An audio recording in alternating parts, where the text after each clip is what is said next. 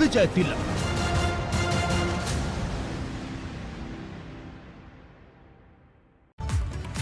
नमस्कार, आप देख रहे हैं एबीपी गंगा। मैं हूं स्नेहलता और गणतंत्र दिवस की शुभकामनाओं के साथ चलिए बुलेटिन की शुरुआत करते हैं बड़ी खबर के साथ। खबर रायबरेली से मिल रही है, जहां शराब से मौत मामले में शासन की कार्रवाई सामने आई है। इंस्पेक्टर अजय कुमार, कांस्टेबल धीरेन्द्र श्रीवास्तव निलंबित हुए हैं। डीईओ राजेश्वर मौर्य को भी निलंबित करने के साथ चार्जशीट दाखिल। अपर मुख्य सचिव आबकारी संजय भूसरेड्डी ने इस बात की जानकारी दी है। आपको बताएं कि रायबरेली के पहाड़पुर गांव में शराब पीने से अब तक 6 लोगों की जान गई है, जबकि 20 लोग अलग अलग अस्पतालों में भर्ती हैं। आईजी लखनऊ रेंज लक्ष्मी सिंह जांच पड़ताल के लिए मौके पर पहुंची हैं। देसी शराब के सरकारी ठेके पर यह कार्रवाई चली, जहां धीरेन्द्र सिंह नाम का ये शख्स है जिसके नाम पर यह ठेका है, जिसके घर से करीब 2 घंटे तक आईजी और रायबरेली के डीएम, एसपी समेत तमाम पुलिस प्रशासन के आला अधिकारी मौके पर मौजूद रहे। छापेमारी चलती रही। हालांकि ठेकेदार धीरेन्द्र सिंह परिवार समेत फरार है, जिसकी तलाश के लिए पुलिस की टीमें लगाई गई हैं। पुलिस को ठेकेदार के घर से शराब की बोतलें मिली हैं, केमिकल भी मिला है। अब इन केमिकल को भेजा गया है फॉरेंसिक जांच के लिए। इसके साथ ही ठेकेदार का घर सील कर दिया गया है। शाम को यहाँ पर कोई फंक्शन था जिसमें कुछ लोगों ने जो शराब का सेवन किया था और उससे कुछ लोगों की मृत्यु हुई है। लगभग जो बताया गया अभी तक 25-30 लोगों ने यहाँ लिया था और कुछ अलग लोगों ने ठेके पर लिया था। तो जो अभी तक हमारे पास जानकारी है, लगभग 4 लोगों की मृत्यु हुई है और कुछ और लोगों से भी हमारी बात हुई है जो 10-15 लोग थे जिन्होंने भी सेवन किया था। उनकी स्थिति ठीक थी, परंतु उनको हमने सावधानी के तौर पर भी CHC रेफर कर दिया है, जिससे उनको हम उनकी निगरानी रखेंगे। तो ये बड़ी खबर है, जहरीली शराब का ये मामला, जहां ठेके से जो ठेके का मालिक है उसके घर जाकर जब छापेमारी की गई वो फरार बताया जा रहा है। 6 लोगों की जान गई है, 20 लोग अभी भी अस्पताल में भर्ती हैं। तो देखिए, इस पूरे मौके पर शराब मामले पर शासन की कार्रवाई सामने आई है। अजय कुमार, कांस्टेबल धीरेन्द्र श्रीवास्तव निलंबित बताए जा रहे हैं। डीओ राजेश्वर मौर्य को भी निलंबित करने के साथ चार्जशीट दाखिल की गई है। ज्यादा जानकारी सहयोगी शैलेश से लेते हैं। शैलेश, ये पूरा मामला जरा समझाइए और कितनी कार्रवाई आगे बढ़ चुकी है?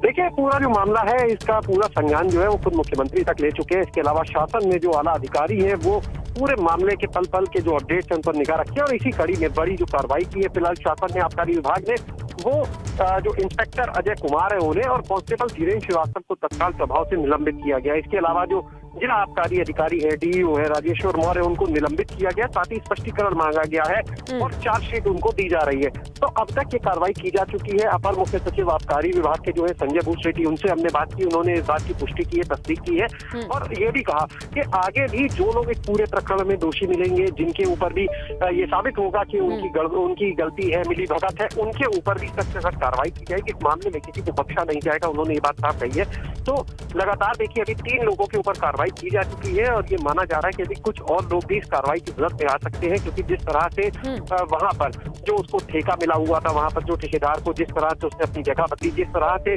अभी तक, क्योंकि देखिए छानबीन चल रही है कि कहां पर किस जगह पर गड़बड़ी हुई है, उन सभी चीजों को देखा जा रहा है। स्पष्टीकरण जो जिला आबकारी अधिकारी से मांगा गया वो भी है कि आखिर कैसे वहां पर ये सारा खेल चल रहा था और उनके ऊपर कभी निगाह क्यों नहीं आई, ये चीजें या निगाह में आई और उसके बाद नजरअंदाज किया गया। बिल्कुल शैलेश, और क्या सिर्फ 2-4 अधिकारी या क्षेत्रीय या लोकल लेवल पे ही ये सारी चीजें फैली थी?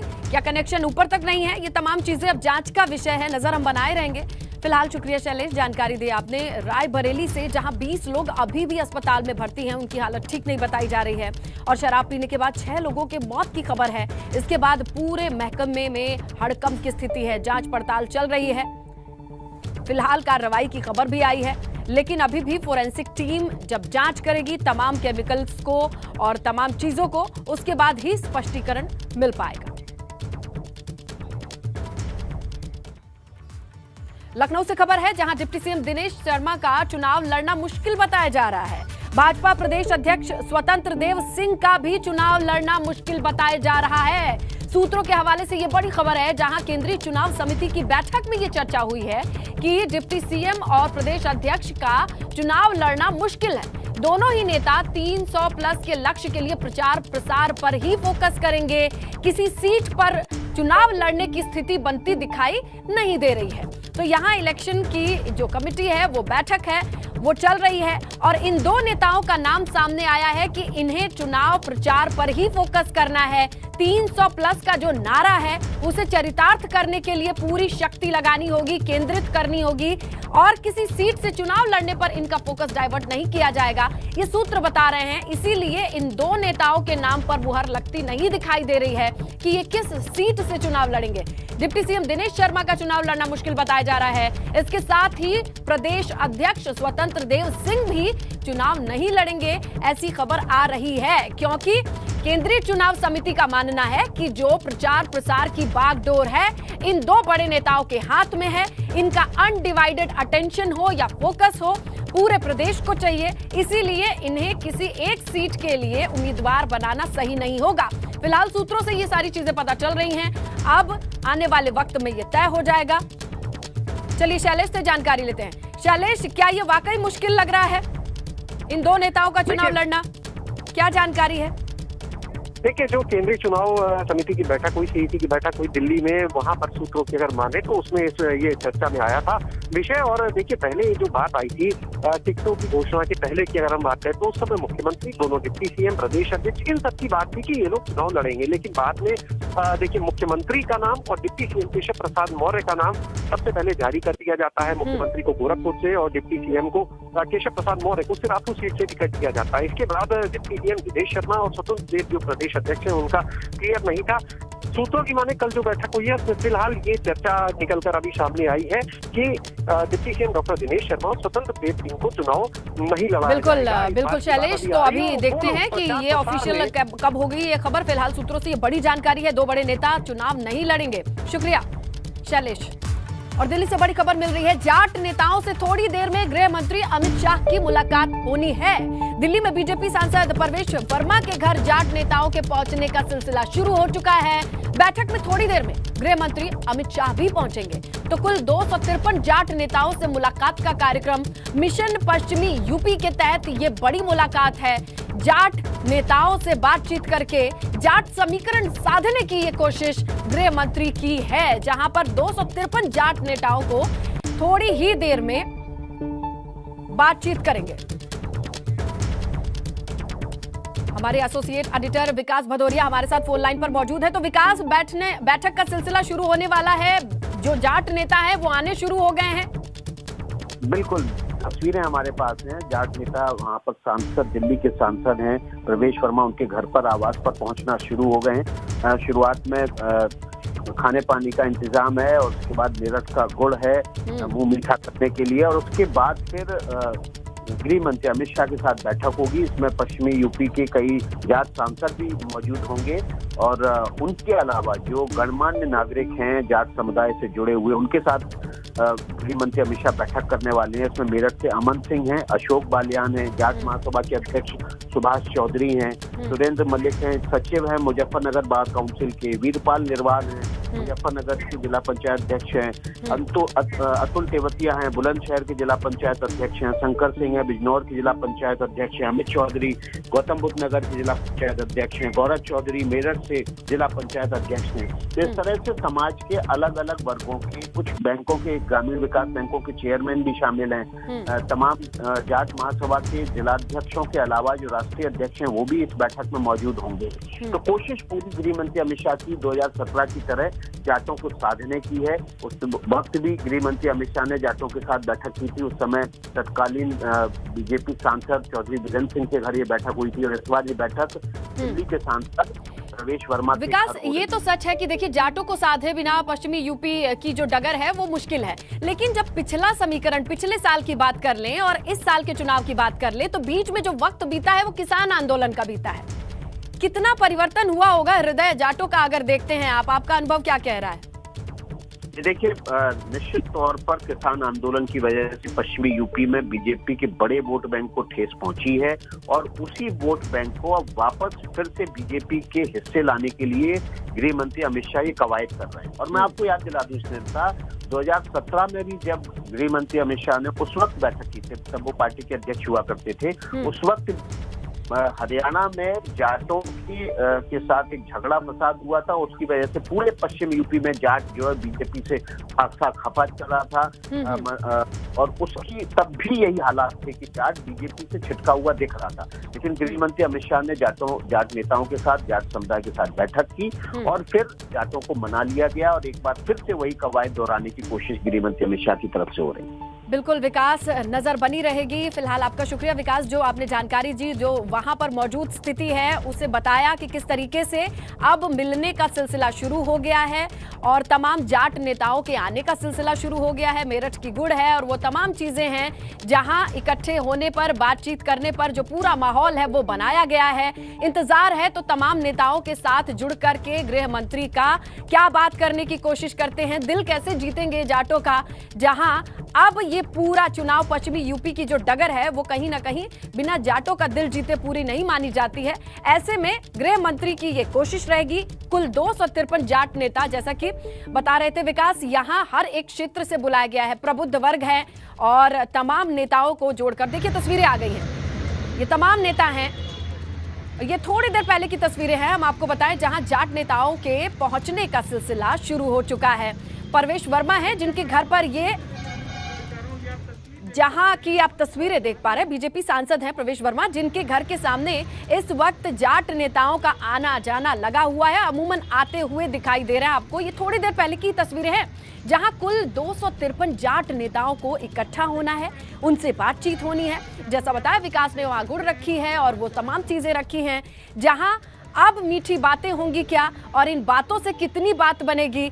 सबसे पहले चुनाव पहले चरण की बात कर ले तो पश्चिमी यूपी में है और यहाँ जाट समीकरण कितना अहम होता है ये किसी से नहीं छुपा है। लेकिन पिछले साल के, अगर पिछले चुनाव की बात कर ले, 17 के मुकाबले 22 की बात कर ले, जो बीच का दौर बीता है वो किसान आंदोलन का है।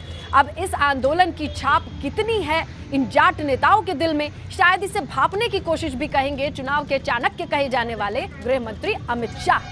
क्या यहाँ पर मौजूद नेताओं की अपनी कोई मांग होगी, कोई मंशा होगी? ये जो पूरा वक्त बीता है बीजेपी को लेकर के, उनकी क्या फीडबैक है, क्या चाहत है, शायद ये जाट नेता मिलकर के ही गृह मंत्री के सामने रख पाएंगे। उससे कितनी बात बनेगी ये जानना बेहद अहम हो जाएगा, क्योंकि जितना वक्त बीता था, एक लंबा वक्त किसान आंदोलन का, जहां पश्चिमी यूपी के तमाम किसान और किसान नेताओं को हमने धरने पर बैठे देखा, हमने बातें करते देखा, हमने गुस्सा करते देखा, बैनर पोस्टर के साथ देखा।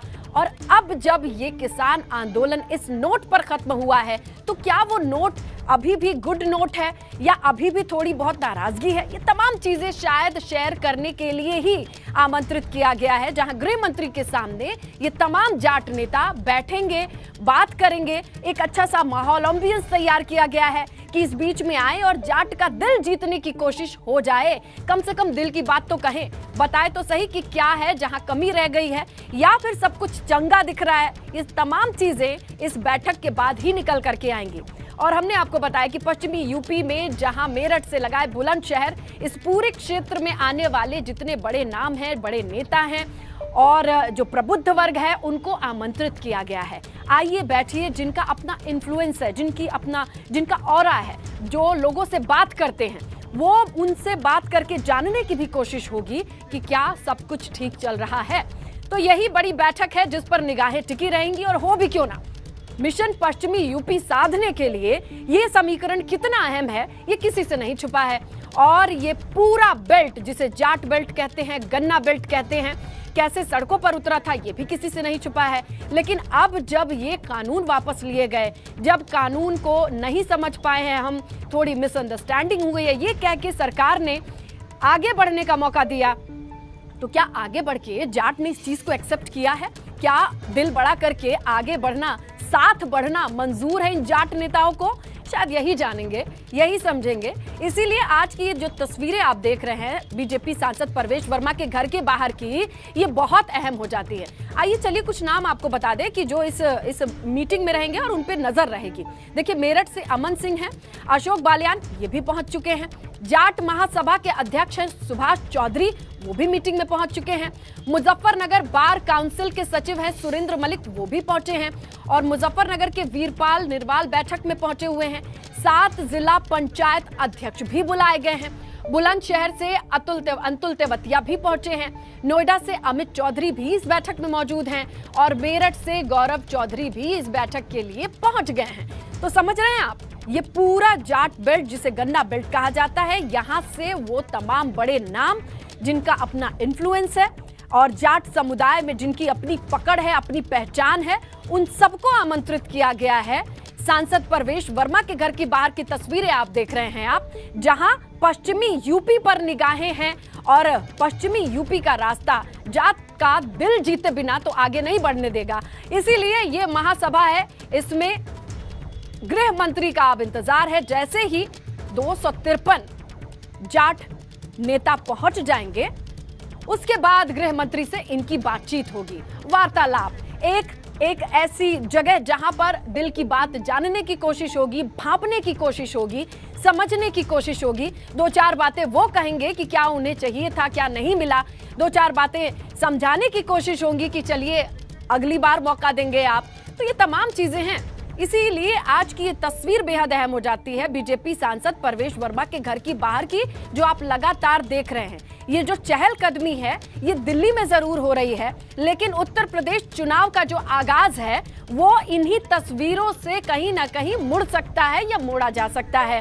तमाम जाट नेताओं के दिल की बात जानने की कोशिश है और इसीलिए यहाँ पर आमंत्रित है तमाम वो गणमान्य, तमाम वो जाट नेता या जाट समुदाय में अच्छी पकड़, अच्छी पैठ रखने वाले वो नेता जो इस मीटिंग में रहेंगे, गृह मंत्री से रूबरू होंगे, फेस टू फेस बातें करेंगे, बताएंगे कि हमारे क्षेत्र के लोग क्या बात कर रहे हैं, हमारे क्षेत्र के लोगों की नाराजगी है कि नहीं है, हमारे क्षेत्र के लोग क्या चाहते थे और क्या नहीं मिला या क्या मिल सकता है। तो शायद यही भरोसे पे बात होगी और इसीलिए ये बड़ी बैठक बुलाई गई है, बहुत अहम हो जाता है। देखिए, पहले चरण का चुनाव जिसे कहते हैं शुरू भली तो अंत भला, शुरुआत अच्छी करने की जिम्मेदारी मिली हुई है गृह मंत्री अमित शाह को, प्रभार भी है उनके पास और ऐसे में पश्चिमी यूपी को साधने के लिए कोई कोर कसर ना छूट जाए, ये बिल्कुल श्योर कर लेना चाहते हैं गृह मंत्री। इसीलिए ये बड़ी बैठक, ये बड़ा दिन चुना गया है जहां राष्ट्र के लिए बात हो रही है, जहां पर गौरवान्वित है हर एक भारतीय और उस गौरव के क्षण में जाट नेताओं को गुड़ खिला करके, उनका मुंह मीठा करा करके, उनके दिल की बात भी जानने की कोशिश होगी। इसीलिए तमाम वो नेता हैं इस बैठक में मौजूद। संख्या भी देखिए, कुल 253 है। आपको बताते चले कि मुजफ्फरनगर बार काउंसिल के सचिव सुरेंद्र मलिक भी हैं, 7 जिलों के जिला पंचायत अध्यक्ष हैं, बुलंदशहर से अतुल तेवतिया हैं, नोएडा से अमित चौधरी हैं, मेरठ से गौरव चौधरी हैं, जिन्हें इस बैठक के लिए बुलाया गया है। खुद गृह मंत्री इनसे बातचीत करेंगे। देखिए, डोर टू डोर कैंपेन की तस्वीरें तो हमने देखी कैराना में, किस तरीके से वहां पर पहुंच के गृह मंत्री ने लोगों के घर पहुंचकर वोट अपील करी, वो तस्वीर तो हमारे सामने थी। लेकिन मिशन पश्चिमी यूपी यहीं खत्म नहीं होता है, यहाँ पर जाट नेताओं का दिल जीते बिना आगे बढ़ना मुश्किल है। और देखिए अब 2 तस्वीरें, जाट नेताओं के साथ गृह मंत्री की बैठक और परवेश वर्मा के घर पर जो मीटिंग है, गेट की तस्वीरें देखिए और जहां ये तमाम जाट नेता बैठे हैं वो भी तस्वीरें आपके सामने है। ओपन ग्राउंड है, हुक्का दिखाई दे रहा है, वो जाट के जो ठाठ होते हैं वो सारी तस्वीरें, वही माहौल, खाट भी दिखाई दे रही है, वही माहौल दिया गया है जो उन्हें घर जैसा महसूस कराए। तो वो तमाम चीजें रखी गई हैं, गुड़ है और खाट है, हुक्का है और वो तमाम चीजें जिसे जाट के ठाट में जोड़ करके देखा जाता है, जो बड़ी तस्वीर निकल के आती है, जो हमने पिछले वक्त में कई वक्त से सड़क पर भी देखा, आंदोलन के वक्त भी देखा। लेकिन अब उन तस्वीरों को भुला करके क्या ये बड़ी तस्वीर बनेगी, क्या ये उस तस्वीर की रिप्लेसमेंट होगी, ये बड़ी बात है। इसीलिए सामाजिक भाईचारा और कुछ बैठने की जगह बनी हुई है और इसके अलावा जो जाट नेता है उनको फील लाइक होम जिसे कहते हैं, वो कंफर्ट देने के लिए खाट लगाई गई है। और हमारे एसोसिएट एडिटर बता रहे थे विकास भदौरिया, जो वहाँ की अंदर की तस्वीरें बता रहे थे, कह रहे थे गुड़ रखा गया है, वो तमाम चीज़ें रखी गई हैं जिससे ये तमाम जो जाट नेता हैं उनको कंफर्टेबल लगे, उनको अच्छा महसूस हो। और इसीलिए ये बड़ी तस्वीर निकल करके सामने आई है। खाट पर बैठे तमाम जाट नेता, इनके ठाट बाट में कोई कमी नहीं रखी गई है। कोशिश यही है कि इनके दिल की बात जानी जाए, दिल जीता जाए, तभी मिशन पश्चिमी यूपी फतेह संभव होगा। और ये हमने उत्तर प्रदेश की सियासत में आज नया नहीं, हमेशा से देखा है, जहां गन्ना बेल्ट, जाट लैंड जिसे कहा जाता है, उसका मुंह मीठा कराए बगैर या उसका साथ लिए बगैर आगे बढ़ना मुश्किल है। तो ये पहले चरण की जो चुनौती है ना, तभी पार हो सकती है। अब बस इन तमाम जाट नेताओं को इंतजार है गृह मंत्री का, और सामाजिक भाईचारा बैठक में ये जो कुर्सियां खाली हैं, इस पर अब थोड़ी देर में नेतागढ़ भी होंगे और जिनसे मुलाकात होनी है, जिसका इंतजार कर रहे हैं, वो भी होंगे। हमारे सहयोगी अविनाश हमारे साथ जुड़े, उनसे जानकारी लेते हैं। तो अविनाश, देखिए वो तमाम चीजें दिखाई दे रही हैं तस्वीरों में, खाट लगी है, हुक्का दिख रहा है, गुड़ दिख रहा है, और इस तरीके से तमाम नेता इंतजार करते दिखाई दे रहे हैं। कितना और वक्त लगेगा गृह मंत्री के पहुंचने का इंतजार हो रहा होगा अब तो? देखिए स्नेहलता, अगर बात की तो गृह मंत्री अमित शाह तकरीबन 3 बजे के करीब यहाँ पर पहुंचेंगे। और इस वक्त मैं दक्षिण दिल्ली के सांसद हैं प्रवेश वर्मा, उन्हीं के घर पे ये बैठक हो रही है और यहीं पे तमाम सारे जो जाट नेता हैं वो लगातार आ जा रहे हैं। अगर बात करें तो अभी पश्चिमी उत्तर प्रदेश के जितने भी जाट नेता हैं, खासतौर से अगर बात करें तो जिला पंचायत सदस्य, ब्लॉक प्रमुख, इसके अलावा अगर बात करें तो जो विधायक हैं, और इसके साथ साथ जो तो वहाँ पर तमाम सारे कार्यकर्ता हैं जाट के, उन तमाम सारे लोगों को यहाँ पर बुलाया गया। ऐसे तकरीबन 300 नेताओं को यहाँ पर बुलाया गया, जिनको गृह मंत्री अमित शाह अपना संदेश देंगे या कहीं अपना संबोधन देंगे। उसके बाद इसी संदेश और इसी संबोधन के साथ ये तमाम सारे नेता पश्चिमी उत्तर प्रदेश में जाएंगे और अपने अपने समुदायों के बीच में जा करके उस संदेश को, उस जो है बात को प्रसारित करेंगे। एक बार तस्वीरें आपको दिखाना चाहेंगे यहाँ किस तरीके से है। अगर बात करें तो यहाँ पे जो तमाम सारी तैयारियां हैं वो की गई है, और देखिए लगातार जाट नेताओं के आने का सिलसिला है। और अंदर भी जो कार्यक्रम स्थल है वहाँ पर भी काफ़ी जो है साजो सजावट की गई है। अगर बात करें तो अंदर जो है पूरी तैयारियां की गई हैं। तमाम सारे जो जाट नेता हैं उनके आने का सिलसिला अभी भी लगातार जारी है। और लगातार जारी होने के साथ साथ अगर बात करें तो जो पश्चिमी उत्तर प्रदेश में खासतौर से बीजेपी के लिए बड़ी चुनौती, क्योंकि पश्चिम और ब्रिज क्षेत्र की अगर बात करेंगे तो कुल ऐसी 113 सीटें हैं जिसमें बीजेपी ने पिछली बार 192 सीटें जीती थी, माफ करिएगा 92 सीटें जीती थी। और इस बार भी चुनौती बड़ी है कि उसी को फिर से रिपीट किया जा सके, और यही कारण है कि यहाँ पर जो तैयारियाँ हैं वो पूरी कर ली गई है। और जो तमाम सारे जाट नेता हैं वो यहाँ पर पहुँच रहे हैं एक एक करके, और यहाँ पर इंतजार कर रहे हैं गृह मंत्री अमित शाह के आने का। जैसे ही गृह मंत्री अमित शाह आएंगे फिर उनका संबोधन होगा, और उनके संबोधन के बाद ये लोग तमाम सारे जो अलग अलग क्षेत्रों से आए हैं अपने अपने क्षेत्र पे जाएंगे, और अपने अपने क्षेत्र में जाकर के अगर बात करें तो वहाँ पे गृह मंत्री के द्वारा कही गई बातों का प्रचार प्रसार करेंगे। तो ये तैयारियां हैं। पीछे आप मंच देख सकती हैं, वो मंच लगा है जहाँ पे जय जवान जय किसान लिखा है, और इसके अलावा जो है भाईचारे की बात की गई यहाँ पे। तो ये तमाम तरह संदेश यहाँ देने की कोशिश है। और गृह मंत्री अमित शाह तकरीबन 3 बजे करीब यहाँ पे आएंगे और अपना जो देंगे। तमाम सारे जो लोग हैं वो लोग आ रहे हैं, बातचीत करेंगे। आप लोग कहाँ से आ रहे हैं भाई साहब? हम लोग सहारनपुर से आए। सहारनपुर से आ रहे हैं। तो क्या आप लोग को यहाँ किस लिए बुलाया गया है? माननीय अमित शाह जी हमारे लोगों की बैठक ले रहे हैं, और यही सब विषय है चुनाव का दृष्टि से, जो है चुनाव है उत्तर प्रदेश में, उसी के मद्देनजर हम लोगों को यहाँ बुलाया गया है। तो पिछली बार जिस तरीके से अगर बात करें परफॉर्मेंस रहा है बीजेपी का जिस तरीके से परफॉर्मेंस रहा है उसको फिर से दोहराने के लिए यहाँ पे अगर बात करें तो बीजेपी की ये कवायद, और यही कारण है कि यहाँ पे तमाम सारे जो लोग हैं अलग अलग क्षेत्रों से वो आए हुए हैं, और यहाँ पे अगर बात करें तो आ करके गृह मंत्री अमित शाह का इंतजार कर रहे हैं। बिल्कुल अविनाश, देखिए अब वहां पर तमाम नेताओं का इकट्ठा होना शुरू हो गया है। तस्वीरें भी आप दिखा रहे हैं। 3 बजे का वक्त है और लगभग जितने गेस्ट हैं वो पहुंच ही चुके हैं।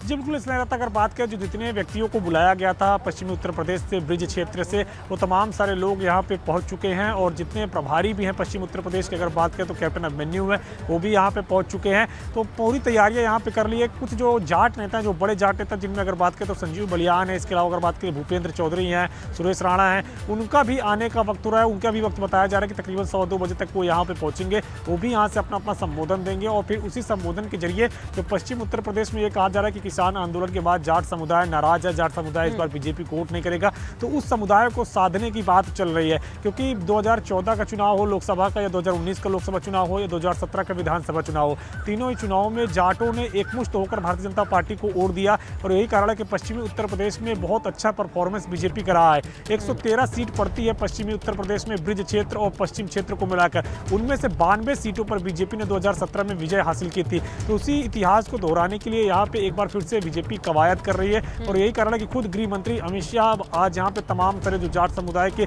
प्रतिनिधि हैं उनको संबोधित करेंगे और उनको संदेश देंगे किस तरीके से बीजेपी ने पश्चिमी उत्तर प्रदेश में विकास कार्य किया है, किस तरीके से बीजेपी ने वहाँ पे जो है समुदाय के हित के लिए काम किया है और कैसे आगे उनको काम करना है। ये तमाम सारी बातें गृह मंत्री अपनी बताएंगे। और ये भी संभव है कि तमाम है वहीं से देख के आप समझ सकते हैं। तस्वीरों को दिखाइए जी बिल्कुल, तकरीबन 300 के करीब कुर्सियां हैं और यहाँ पे लगाई गई हैं सभी को। सभी लोग यहाँ पे आके बैठे हैं, इंतज़ार कर रहे हैं कि कब आखिर गृह मंत्री अमित शाह आएंगे और कब उनका संबोधन सुनने को मिलेगा। क्योंकि अगर बात करें तो दिल्ली के जनपथ रोड पे ये प्रवेश साहिब सिंह वर्मा का जो मकान है, जो बंगला है उनका, वो है यहाँ पे। और यहीं पे गृह मंत्री अमित शाह आ रहे हैं और यहाँ पर आकर के अगर बात करें तो तमाम तरह नेताओं को संबोधित करेंगे। बड़ी चुनौती है पश्चिम उत्तर प्रदेश इस बार बीजेपी के लिए, क्योंकि जिस तरीके से पश्चिम उत्तर प्रदेश में लगातार मूवमेंट बना रहा है किसान आंदोलन का और लगातार वहां पे जितने भी किसान नेता हैं, कई सारी खाप पंचायतें हैं, बीजेपी के खिलाफ वोट करने की बात कर रही हैं। ऐसे में बीजेपी कैसे तमाम सारे जो समुदाय के लोग हैं उनको अपने पक्ष में लाए, कैसे तमाम सारे लोगों का वोट अपने पक्ष में ले, इसीलिए बीजेपी देखा जाए आरएलडी का और सपा का मिला जुला जो चैलेंज है उसका भी प्रभाव क्षेत्र होगा। जी बिल्कुल, अगर बात करें तो ये बहुत बड़ा चैलेंज है। जिस तरीके से अगर बात करें तो जब चौधरी अजीत सिंह पहले चुनाव लड़ा करते थे तो अजगर की बात करते थे, अजगर मतलब अहिर जाट और गुर्जर की बात करते थे। तो वही एक कॉम्बिनेशन बनाने की इस बार अखिलेश यादव ने भी कवायद की है जयंत चौधरी के साथ। अगर बात करें तो वो खुद जो है जाट समुदाय को वहाँ पे, इसके अलावा मुस्लिम कॉम्बिनेशन को, इसके अलावा यादव समुदाय को अपने साथ लाने के लिए एक बड़ी रणनीति पश्चिमी उत्तर प्रदेश में चली है और आरएलडी को साथ मिलाकर समाजवादी पार्टी चुनाव लड़ रही है। लेकिन अगर देखा जाए तो बीजेपी इस चुनौतियों से निपटने के लिए पूरी तैयारियां कर रही है, क्योंकि बीजेपी इस बात को लेकर भी कॉन्फिडेंट है कि उत्तर प्रदेश में अब तक के इतिहास में सबसे बड़ा गठबंधन 2019 अविनाश, हम चाहेंगे कि आप तस्वीरों को दिखाते रहिए, क्योंकि जो चहलकदमी है, जो तस्वीरें हैं वो आज की बेहद अहम हो जाती हैं। आप उन तस्वीरों को दिखाते दिखाते हमें बताते रहिए, क्योंकि देखिए यहीं से तमाम नेताओं को जोड़ने की ये बड़ी कोशिश होगी। क्या ये तस्वीर बड़ी तस्वीर बन के उभरेगी, ये तो आने वाला वक्त बताएगा, लेकिन फिलहाल जो गहमा गहमी है वो जरूर दिखाइए। जी बिल्कुल, तस्वीरें आपको हम इसलिए तो लगातार दिखा रहे हैं कि जिस तरीके से ये तस्वीरें आप खुद ही देख के समझ सकती हैं।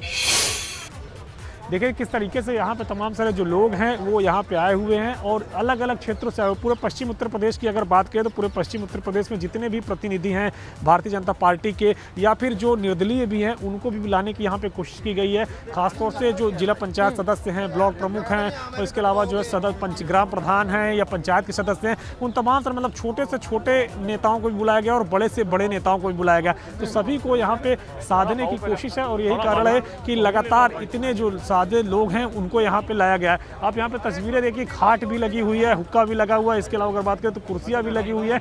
कोशिश बीजेपी की यही है कि जो जाट नेता यहाँ पे आए हैं उनको सम्मान देते हुए उन तक अपनी बात रखी जाए, उन तक अपनी बात पहुँचाई जाए, जिससे कि अंदर समाज की एक बात जाए। और समाज के साथ जाने के साथ साथ देखिए चौधरी भूपेंद्र चौधरी यहाँ पे खड़े हुए हैं, जो कि मंत्री रहे उत्तर प्रदेश सरकार में, ये भी जाट समुदाय से आते हैं। कैप्टन अभिमन्यु भी यहाँ पे खड़े हुए हैं। तो तमाम सारे जो मंत्री हैं पश्चिम उत्तर प्रदेश में जाट समुदाय से आने वाले वो भी यहाँ पे आ चुके हैं। और इसके अलावा अगर बात करें तो पश्चिम क्षेत्र के प्रभारी हैं कैप्टन अभिमन्यु, वो भी यहाँ पे आ चुके हैं। तो कई सारे जो समुदाय के लोग हैं वो लगातार यहाँ पे आ रहे हैं और लगातार यहाँ पे आके अगर बात करें तो लोगों को अपना संदेश देने का काम कर रहे हैं। तस्वीर तो देखिए इसलिए लगता है हम बातचीत करने की कोशिश जरूर करते हैं, लेकिन यहाँ बातचीत की मनाही बिल्कुल पूरी तरीके से रखी गई है। कहा गया कि जब तक गृह मंत्री अमित शाह नहीं आएंगे तब तक किसी से कोई बातचीत नहीं करेगा। ये मनाही रखी गई है, नहीं तो हम जरूर बातचीत करते हैं और जरूर इनका जो मत है वो जानने की कोशिश करते। लेकिन यहाँ पे आप तस्वीरें देखिए, तस्वीरों के माध्यम से आपको तमाम सारी चीज़ें यहाँ पे दिखाना चाहेंगे कि किस तरीके से यहाँ पे जो चीज़ें हैं वो की गई है। देखिए सामाजिक भाईचारा बैठक इसका नाम दिया गया है, यानी कि जो समाज के तमाम सारे लोग हैं उनके साथ बैठक करते हुए सामाजिक भाईचारा भाईचारा का नाम यहाँ पे दिया गया। और तस्वीरें यहाँ पे देखिए कि तमाम तरह जो नेता हैं वो यहाँ पे पहुँच चुके हैं। भूपेंद्र चौधरी पहुँच चुके हैं, कैप्टन अभिमन्यु पहुँच चुके हैं और अभी सुरेश राणा जो कि थाना भवन से इस बार प्रत्याशी भी हैं विधानसभा के। और इसके साथ साथ अगर बात करें तो बीजेपी के कद्दावर मंत्री हैं, गन्ना मंत्री रहे हैं उत्तर प्रदेश सरकार में। और खुद इसके अलावा अगर बात करें तो संजीव बलियान जो कि केंद्र में राज्य मंत्री हैं वो भी यहाँ पे पहुँचेंगे। और यहाँ पे पहुँच के अगर बात करें तो वो लोग भी अपना अपना संबोधन देंगे। किस तरीके से जाट समुदाय के विकास की बात हुई, किस तरीके से समुदाय को साथ लेकर चलने की बात हुई है और किस तरीके से आगे भारतीय जनता पार्टी काम करने वाली है। तो ये तमाम सारी बातें उनकी ओर से रखी जाएगी। और अंत में गृह मंत्री अमित शाह अपना संबोधन यहाँ पे देंगे, अपना संदेश देंगे यहाँ पे कि किस तरीके से आगे तमाम सारे लोगों को काम करना है और कैसे समाज के बीच में जाकर संदेश देना है। तस्वीरें एक बार फिर से आपको पीछे की दिखाना चाहेंगे किस तरीके से यहाँ पे तमाम सारे लोग आए हुए हैं। न सिर्फ पुरुष बल्कि जो महिलाएं हैं उनको भी बुलाया गया है, महिलाओं को भी यहाँ पे बुलाया गया ताकि महिलाओं के बीच में जाकर संदेश दें। और इस तरीके से जो है यहाँ से जिस तरीके से बिल्कुल हमको आपको ये तस्वीर दिखाते रहेंगे। लगातार यहाँ पे जो जाट देवता है उसकी नारे लग रहे हैं जो कि जाट समुदाय में खुद को अपने आप में देवता कहा जाता है। पश्चिमी उत्तर प्रदेश में यह आम कहावत है, तो वही यहाँ पे लोग उसकी नारे लगा रहे हैं और कह रहे हैं जाट देवता जिंदाबाद। तो इस तरीके से एक तस्वीर है जो पूरी देखने को मिल रही है। जो पश्चिमी उत्तर प्रदेश की फीलिंग है उसको दिल्ली में लाने की कोशिश की गई है गृह मंत्री अमित शाह की ओर से। और यही कारण है कि यहाँ पे पूरी तरीके से उस तरीके से फीलिंग जी बिल्कुल अगर बात करें तो पश्चिम उत्तर प्रदेश की पूरी फीलिंग यहाँ देने की कोशिश की गई है दिल्ली के अंदर। दिल्ली को मिनी पश्चिम उत्तर प्रदेश बनाने की कोशिश की गई है। इसलिए खाट से लेकर कुर्सियाँ से लेकर तमाम उस तरीके से जैसे पश्चिमी उत्तर प्रदेश में बैठकी होती है उस तरीके से बैठकी करने की कोशिश की गई है कि ताकि इनको ये संदेश दिया जाए कि बीजेपी ही जो है जाट समुदाय के बीच में हमेशा काम करती है, जाट समुदाय के साथ काम करती रहेगी। संजीव बलियान यहाँ पे पहुँचे हैं, उनसे बातचीत करने की कोशिश करेंगे कि किस तरीके से आज ये जो बैठक है वो होगी और क्या कुछ जो है संदेश दिया जाएगा। संजीव बलियान यहाँ पे पहुँच चुके केंद्रीय राज्य मंत्री हैं और इसके अलावा मुजफ्फरनगर से सांसद हैं। उन्होंने स्वर्गीय चौधरी अजीत सिंह को चुनाव में हराया था और यही कारण है कि लगातार जो तमाम सारे नेता हैं वो यहाँ पे पहुँच रहे हैं और अपनी अपनी बात यहाँ पे रख रहे हैं।